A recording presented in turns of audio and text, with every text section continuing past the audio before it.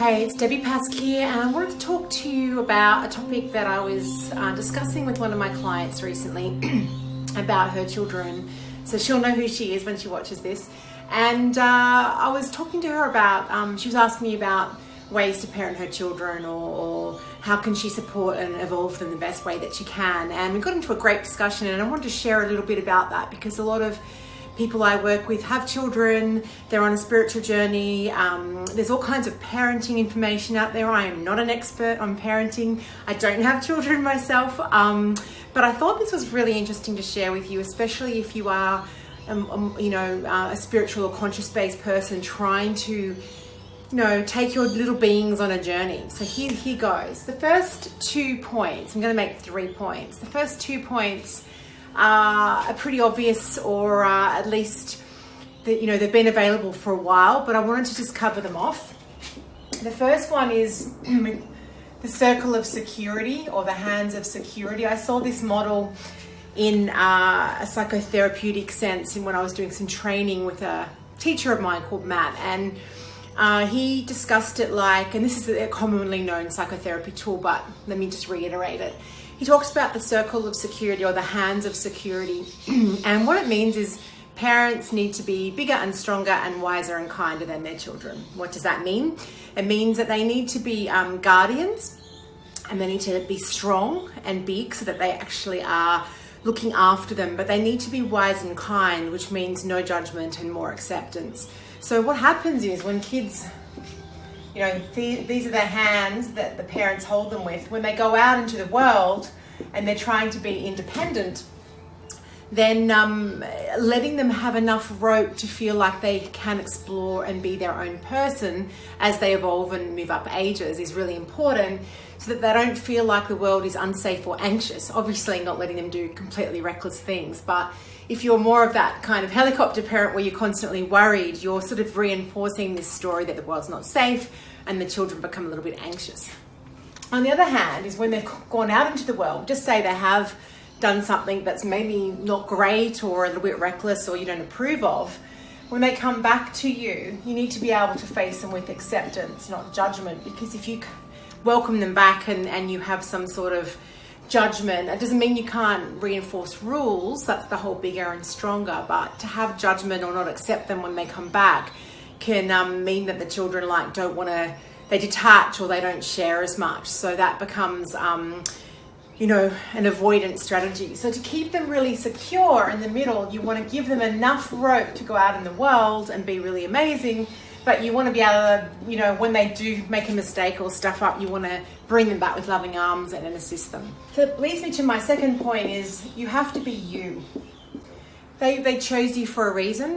They came into this world under the parents that they chose, and you need to be you in all your full expression. Like, I know we all have shadows and we have good things and bad things, but if you're just you, then they're going to get exactly what they need.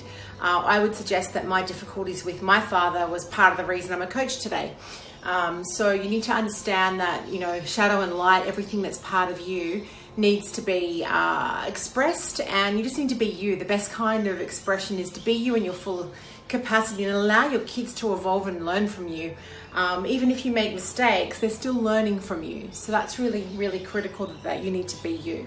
The third bit, which is the best bit that I love, is this is the main core to this whole video, is you need to be a guardian and a caretaker of your children. Obviously, you brought them into the world, you are responsible for them, but not what we call an enabler.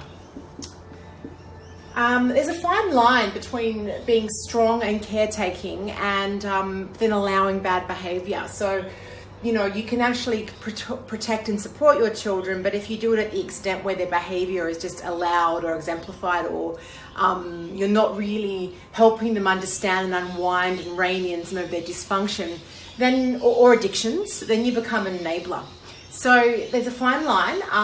If you think about it, there's light and shadow in your child's life. Let's think about the light and the shadow.